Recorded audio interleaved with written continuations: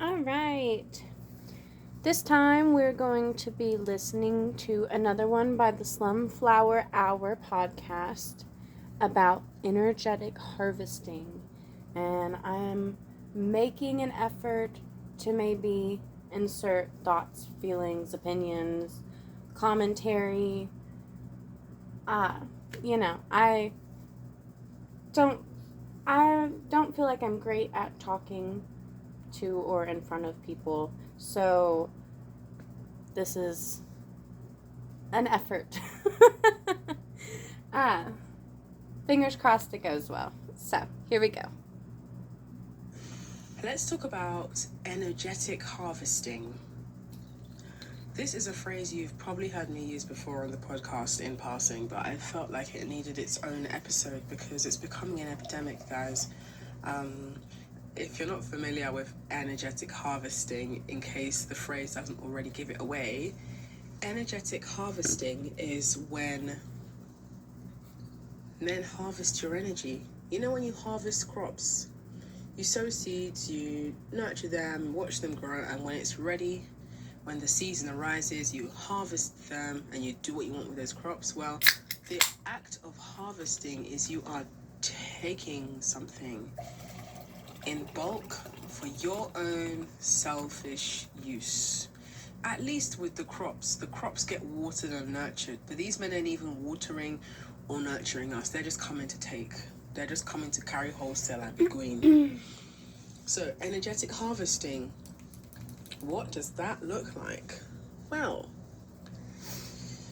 an example of energetic harvesting is, you know those men who they'll message you, like they might ask you like, what are you doing, what are you up to, or like, how are you, and you respond within a reasonable period and they just disappear. It's like, what did you message me for? Why are you just popping in and then leaving? It's so weird. It's because they just wanted to see if you would respond, because you responding, it does something for them in the sense that it gives them the impression that they can still access you. But when we take this...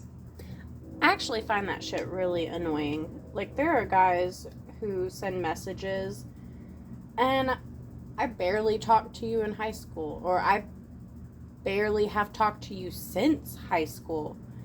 And every couple of days, they're wanting an update, or they're asking for me to send a picture, and I'm like, I don't even talk to you. I don't want to be rude. I don't want to hurt your feelings, but if I wanted to talk to you, I would reach out and talk to you. But I didn't. And you keep reaching out. And at some point, I don't know. I hit a wall with it. Energetic harvesting theme to the next level. Well, when men are energetically harvesting you, they are genuinely using you to build up their life force. And this is something that I try to encourage women to be more vigilant of, but they don't like to listen because, you know, if a man is using you sexually, that's more obvious because you're actually doing something very physical with him and you feel more of the effects of that. You see more of the effects of being sexually used. But energetic harvesting, when a man is using your energy and zapping your life force and draining you of your light, it's not always obvious. You can't always tell when it's happening if you don't know what to look out for. One of the ways that men energetically harvest you is they like knowing that you have a fondness for them, because that ego boost is what they use to inform their own identity of who they see themselves as. So I'll give you an example. There's this one guy, yeah, and the only reason why I haven't blocked him is because I like using him for fun parties and going to concerts where the tickets will sell out in like 30 seconds. He has the access that I enjoy. But this particular guy, I need to be careful how I talk about him because he's identifiable. Unfortunately, he is, I won't say he's one of my favorite DJs. That's a reach. But what I will say is that I really, really enjoy the way that he DJs. He works as the right-hand man of one of my favorite musicians. P&V, you can afford extra groceries this week because you downloaded Dave and got $260 with extra cash. I hate ads. And I also cannot get over how she keeps sucking her teeth. Not my favorite noise. I like Chidera's podcast and I like a lot of what she has to say. I don't like the the teeth sucking is killing me. Anyways, how he discovered me, this particular DJ, is because I'm a pole dancer, and when I pole dance and I post the videos online, I usually share those videos on my Instagram stories, and when I upload them on my Instagram stories, I add music onto the video. Most times it's the music that was originally playing in the video, but I just add the music over it just so the video's cleaner audio. And when I use a particular musician's song, most times I will tag them in the video, but the tag won't be visible. You know when you tag someone but you like drag the tag off the screen, they will still get the notification that they were tagged in the video. So I do that all the time, and it's not because I'm like looking for attention or like, oh please pick me. It's just because I understand how music marketing works, but I also understand how growing your online presence as a performer works too. Goes hand in hand. It's a mutual exchange. If a musician releases a new song and I'm dancing to it, it's in their interest to repost it because that's free marketing for them, but also it's a nice video of a beautiful woman pole dancing. And it's not just any beautiful woman. This beautiful woman also happens to be a public figure, so it's in their interest to repost it. Most times people repost it when I pole dance to their music. So this particular DJ, it was a song of his that I really liked at the time, and I was pole dancing to it, and I used to tag him in it, and he would repost it, and then from there he followed me, and then from that point he had a crush on me, and he would be watching all of my stories and, you know, occasionally liking pictures and videos. But he would do this weird thing where, like, he would send me the fire emojis and the heart eye emojis that men love to do in response to your stories. And then when I would respond to him, he wouldn't take the conversation anywhere. It's like he just wanted to know that he had my attention. And at the time, I didn't know he was energetically harvesting me. I felt like he was shy. I would tell myself, he's just shy. He's just shy. This is a lie women love to tell themselves, that he's just shy.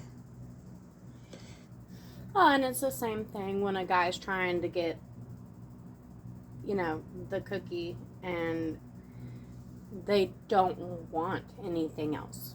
Like, they're not putting any effort in or anything, but if they think there's a chance they'll get it, then they'll try.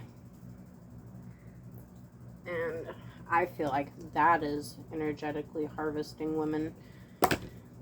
And harmful. Like, you're gonna hurt somebody's feelings. At least in my opinion. Men are not shy. They're just waiting to see if you'll be the one that will make the first move. Because a man is never shy when he's got a hard on and he wants to put your hand on it. Yep. Truth. A man is never shy when he's asking you if he To can suck see your his breast. dick. No, he's not shy. A man is never shy when he's asking you if you have sex with him. Never. Suddenly they're never shy. No. I wonder how that works. So convenient, right? Shit's stop telling crazy. yourself these men are shy. They just want to see if you will be the one that will pursue and chase them, because they get something out of it. And this particular guy, he liked knowing that I was sort of biting the bait a bit, because I didn't join the dots at the time. This was a few years ago that me and him first connected. And so what had happened was, fast forward to more modern, more current in the timeline. We happened to both be in the same country at the same time, finally. And he saw a video of me dancing to a song that he produced. And he caved. And he commented a fire emoji. And this was after a whole year of us not speaking to each other anymore. And so when I saw that he put the fire emoji, I DM'd him and I was like, we're in the same country. I want to party. Where we going? Because this guy, he DJs at like pretty much the best parties in the country that I was in at the time. And he immediately responded and he was like, I got a few parties coming up. I'm going to send you details ASAP. And the following day, he sent me details of a party, and I went. I enjoyed myself. And he was acting... It's funny, at that party, he was acting like I was his girlfriend. This is how I know that men are not good people, because... Tell me why, when I was with him, and other people will be around and he's like trying to include me in the conversation, or he's trying to say something that involves me, he would never refer to me as my name. He would say to his mandem, his boys, my baby wants to drink water, go and get her water. It's like, why did I call my baby? Quit infantilizing women. Sending emojis to and ignoring, but okay, I'll go along with it. I'll go along with it because I don't care. Like, that's not gonna work. You're trying to love on me. I'm an advanced player. That don't work anymore. Sorry. You think referring to me as your baby in front of your mandem is gonna make me warm in the knees? No. Try again. But I was pretending to be falling for it. I didn't call him out on it. I didn't make any corrections. I was just acting like, yeah, I am his baby. Whatever. Ew. This same man who was calling me his baby, we ended up both kind of traveling around the same time, maybe like 2 weeks later. And I let him know that I was going to be in the same city as him again. And he said, yeah, hit me up when you arrive. I hit him up. He didn't make any plans to see me. This is the same man that's calling me his baby. So that time when he was calling me his baby, he was just loving the ego stroke of being seen with me, a stunning, sexy woman with all these tattoos and this big tits and pretty face. He loved the idea of people thinking I was his girlfriend, because energetically that did something for him. Now, it's gone back to the same pattern of just his watching my stories. And I don't care, because he's not shy. He's not shy. He just wants me to be the one to do the chasing. And unfortunately, that's not going to happen. When you have breast and yash, you're not supposed to chase men. When you're pretty and you got bomb energy, you're not supposed to chase men. If men are acting like they got cold feet and they're dragging their feet, you just need to let them suffer with their sticky shoes. Like, you're not supposed... Oh my god. I got to deal with the hornet. Pray for me.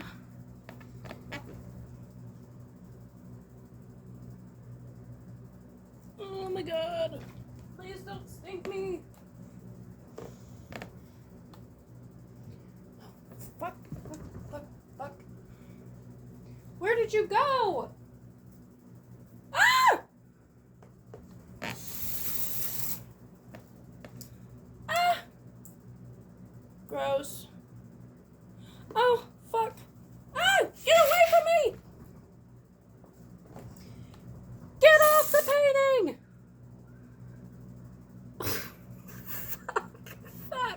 Fuck. Ah! Oh my god, I hope his friends don't come. Oh, fuck. Last time I did that, a whole bunch of other ones started coming out of the woodwork.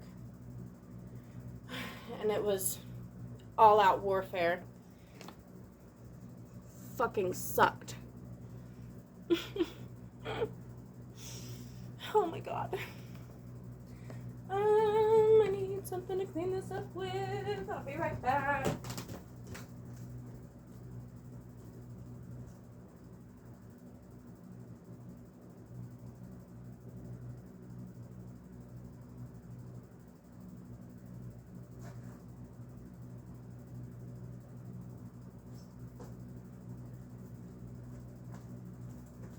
Okay.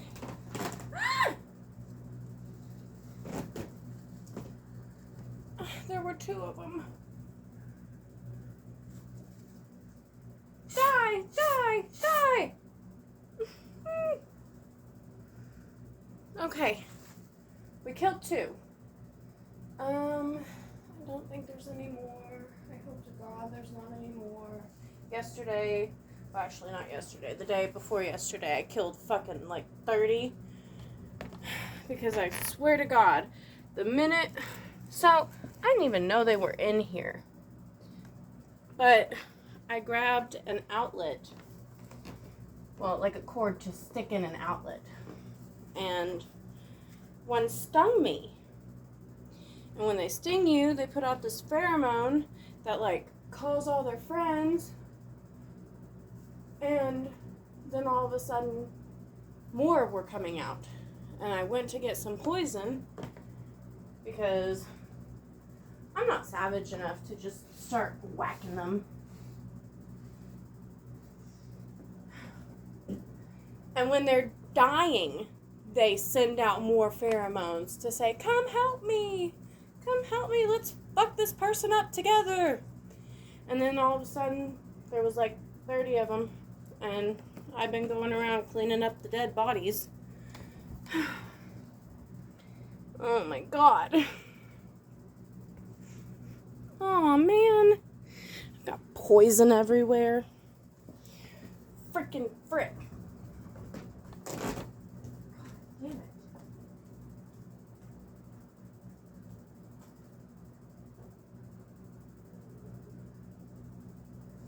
God, why do you hate me?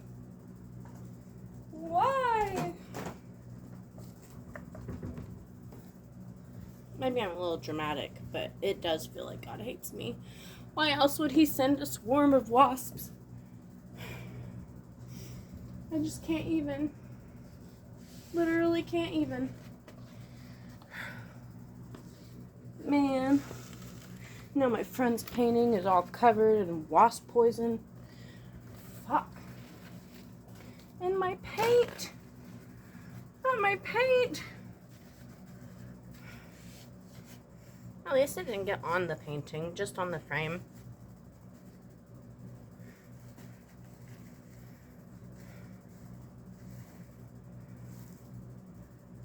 Well, that sucks. It'll be fine. It's gonna be completely fine. Empty ways. Back to what we were doing. Fingers crossed, no more come out. God, please protect me. I don't hear anymore. I always hear them before I see them.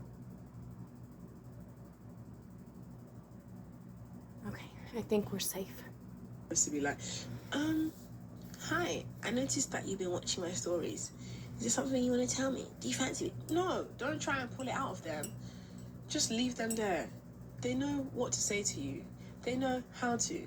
You never need to teach a man how to be a gentleman. In the same way, you never have to teach a man how to tell you that he's horny. He will make it known to you in one way or another. So when these men are siphoning your energy and you're allowing it, just remember, you look very stupid. You look stupid because you're telling yourself, well, like, you know, I'm a nice person. I don't mind. I don't mind going with the vibes. You don't mind going with the vibes? I mean, what the hell? Sure, I guess. My drink has too much whiskey in it. I very much mind. Now that I'm in my very early 30s and shit just got very serious, I'm realizing what my validation does for men. That's why now a lot of times when men make jokes, I'm making the habit of holding in the laugh. Hold it in, hold the laugh, hold the laugh, hold the laugh. Counteract the funny thing that was said with something that has been concerning you for 2 weeks. Think about the thing that's been concerning you for 2 weeks. Don't laugh, hold the laugh. When you leave, go and laugh later. Sound familiar? God. At Mattress These Firm, we stupid understand there are idiots. many problems. Don't let him have the satisfaction of seeing you laugh because he's a fucking idiot. He doesn't deserve to see you laughing because that's validating for him because he's a fucking wanker. That's the internal dialogue I've been having. You guys are not ready. You guys She's are so not ready for the change you want to savage. see. And how I know that you're not ready for the change you want to see is because you're still in that place where you are so focused on preserving men's egos and being nice to them. And To be fair, if you grew up in a Christian household, like, it is ingrained in you from the time you are little that you are supposed to keep men happy. You are supposed to be subservient, and you pretty much do what they say. And especially because I live in the South, you know, women are supposed to be the homemakers, but also, like, the hospitality committee. And it really makes it hard not to be a people pleaser. And if you're a people pleaser, it is hard to have solid boundaries. And it's hard to not be, like, taken advantage of. So this harvesting thing, the energetic harvesting that she's talking about, I was taught that that is how you're supposed to be, like an ever-giving, overflowing cup of grace and performance, and you give everything that you have until you have nothing. Like, it made me have no self-esteem, no self-worth. And then you pair the Southern expectations with the church expectations, and then growing up in foster care and not having solid figures to look up to. Like, I was fucked, man. Like, shit was hard. And now I'm learning about setting the boundaries and seeing the games that are being played, peeping it, you know? It's getting easier now, but I wish I would have known this all a lot sooner. So, making sure that they're not going to feel left out. Men should feel left out. They're not good people. They keep killing us. Yeah? The least they can feel is left out. Another thing with these men is stop letting them use you to vent about their girlfriend. When you notice that things are getting into territory where he wants to vent, yeah, do you know what I like to do? I create a hostile environment for men who want to vent to me about their girlfriends, because I just be like, oh, your girlfriend sounds crazy, I like her. Oh, she's what to you? Oh, I like her. Who is this girl? I love doing that because it now makes them feel put off to come and vent to you about their girlfriend because they know you're going to agree with the girlfriend. Even if you low-key don't agree with what she did, depending on the scenario he's explaining to you, for the most part, like, just be a bit of a troll and be like, your girlfriend did what? She blocked you. Has she got Instagram? I want to be her friend. She sounds really hot. Who is this diva? Oh my gosh. Another thing I like to... What was it I did the other day? There was a guy friend who was telling me about... Oh my god. See, this is how I know that men are not good people, yeah? Because there was this guy who I'm friends with, and he told me that there was a girl he was briefly seeing, and he took her to a nice, like Canary Wharf restaurant with a nice view type of dinner. He took her there, and he asked her to be his girlfriend. She said yes. And then a week later, he bumped into an ex-girlfriend of his who he refers to as, get ready for this one, the one who got away. Goddamn. He bumped into his ex-girlfriend, the one who got away, a week after he had asked a girl to be his girlfriend. And when he bumped into this ex-girlfriend, they had a conversation, and he basically told her, "You're the one who got away. I've been thinking about you so much, and like, I really hope I can have a second chance with you." God. And so she decided, That she'll sucks. give him a second chance. So this guy now went back to the girl who he asked to be his girlfriend. And at the point when he went back to the girl who he asked to be his girlfriend, a week has now flown by, and he said to her, "I'm really sorry, but we're gonna have to like end this because I have reconnected with my ex, and A shitty thing to do. I want to give things another shot with her. I'm really sorry." He wasn't sorry. And he told me that she took it really well, and she was like cool about it. And in my head, I'm like, is it? This is why I don't like men. You see how brazen that is? Men will ask you to be their girlfriend just so they have something on the back burner. That is energetic harvesting right there. That right there. If you let these men use you, they'll use you. He's asked you to be his girlfriend. First of all, what investment has this man made in you? Because a man taking you on dates is not an investment. He's eating as well. He could have gone on a solo trip to that restaurant to eat and bought enough for himself plus takeaway. That is the same thing he would have paid for a date of you and him. So it's not an investment. Eating food is not an investment. So for a man to have the nerve to ask me to be his girlfriend, he needs to have significantly financially invested in me, because that's what it takes for me to make myself exclusive to a man. But when my girlfriend was telling me this thing that he did, I was like, oh, interesting. Wow, she's the one that got away. Oh, interesting. Oh, wow. I was using his story to take notes on how vile men really are. Yes, I am quietly judging when you, a man, tell me that you wasted a woman's time and asked her to be your girlfriend, and a week later you reconnected with your ex and then you dumped the girl who you asked to be your girlfriend. I'm judging. That's unacceptable, but I'm not going to tell him I'm judging. I use these men's stories and the way they behave with other women to join the dots and to inform my own perspective. Because what this guy wants is for me to pamper his ego and make him feel justified in what he did. But one thing about me, I'm a Libra rising, so I know how to be diplomatic. I know how to act like I'm telling you what you want to hear, but I'm not really saying anything at all. The whole time I'm gathering information. I'm like, so this is how men are, yeah? Yo, you need to fear men. Fear men. They'll ask you to be their girlfriend, and then a week later they'll reconnect with their ex.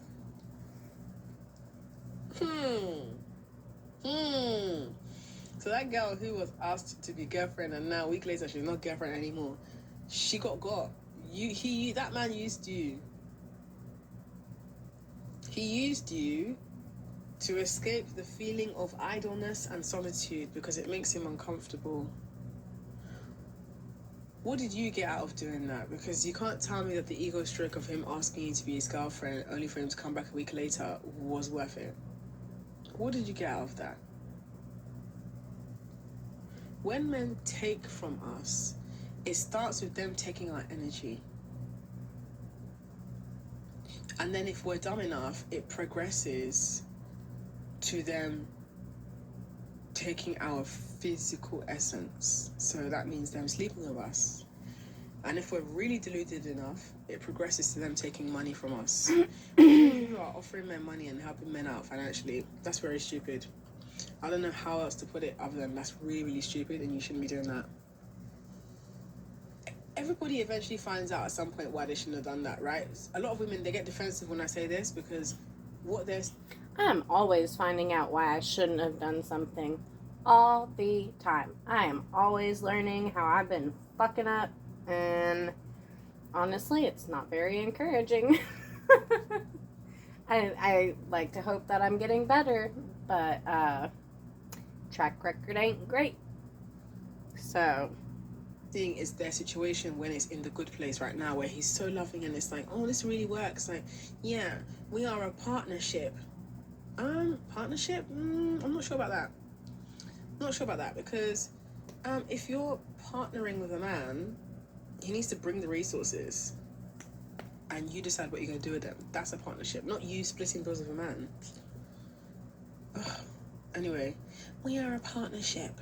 And yes, at the moment, I'm the one who's looking after the finances, and he's figuring it out. He's just figuring it out, and I'm here to stand by his side while he figures it out. What's he figuring out? Quantum theory? The distance between Mars and Minnesota? What is he figuring out? oh, she's that he such a can't smart figure ass, out and I on his love own it. time? Why do you need to financially support him to figure this thing out? What's he figuring out? Well, he can't get a job.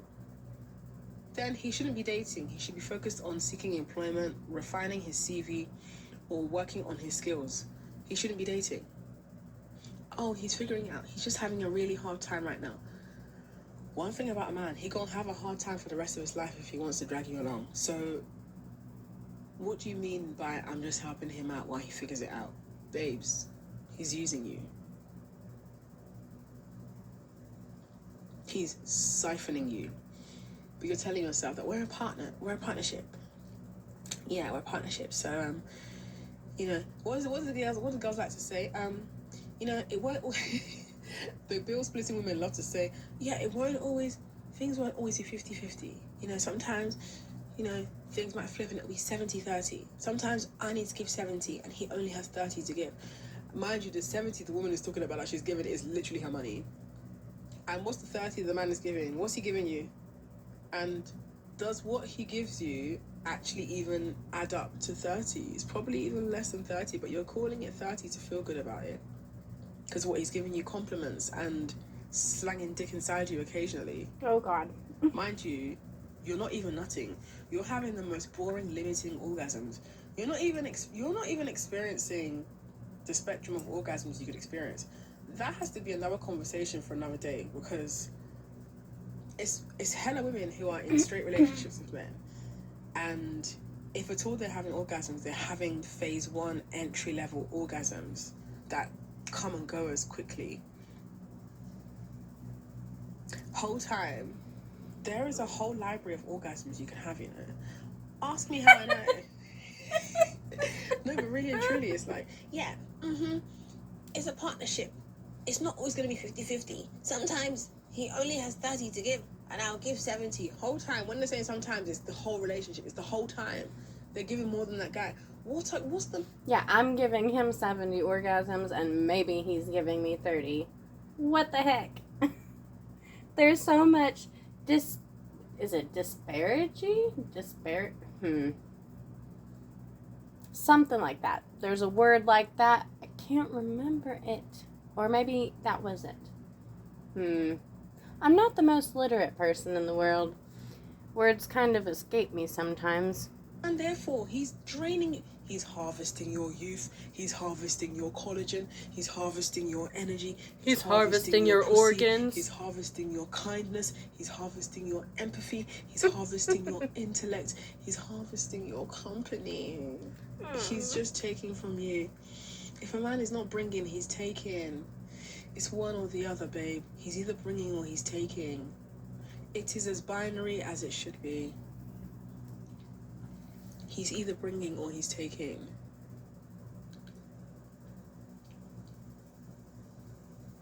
So, yeah, the girls who talk about this equality part, you guys are scaring me.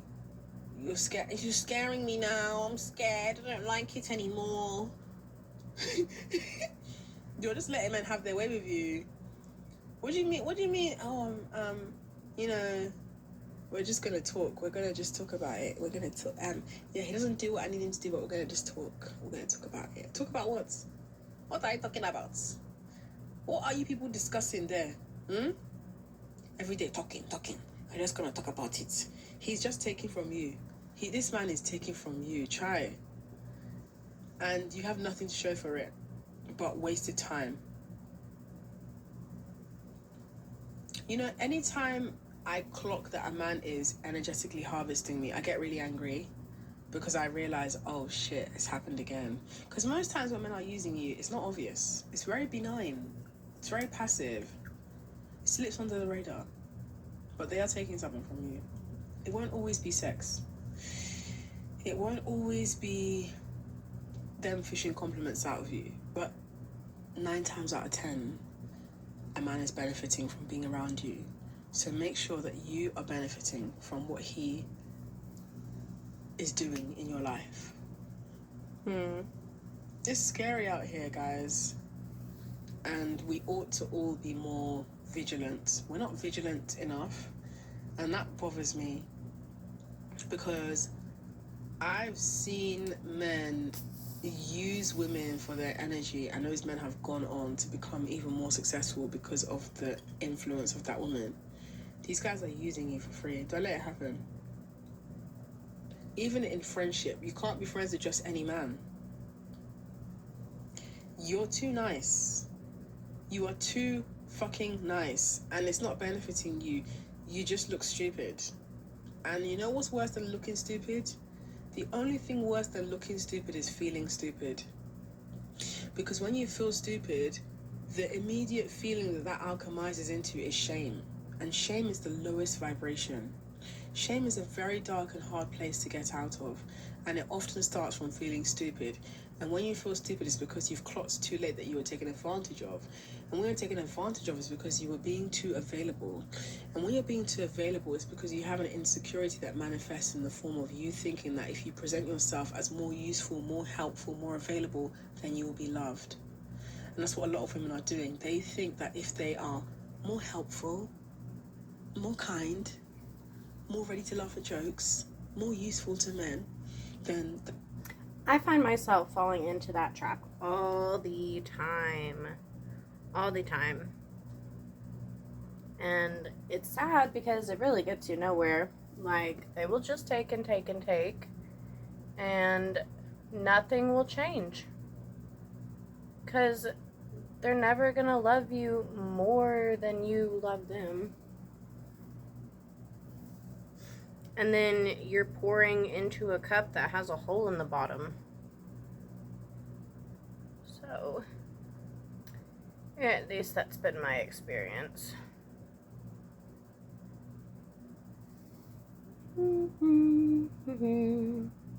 that will make them more likely to be loved. No, you're more likely to be used. And when you're more likely to be used, you're more likely to feel stupid if at all you clock that you've been used. And when you're more likely to feel stupid, you are closer to shame than you are to empowerment.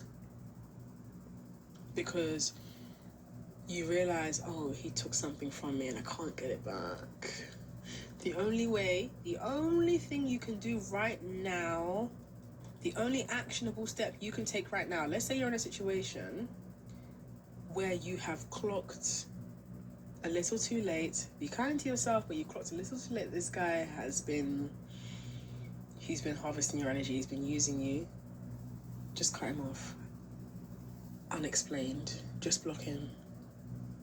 I used to be a bit on the fence about blocking. I still am on the fence about blocking because not every scenario will necessarily require something as blunt as blocking. Some men, you didn't know them long enough, you can just phase them out and just not reply to them ever again. But for the situations where you've realized, oh, he was using me. Okay, I see what this is now. You need to block him.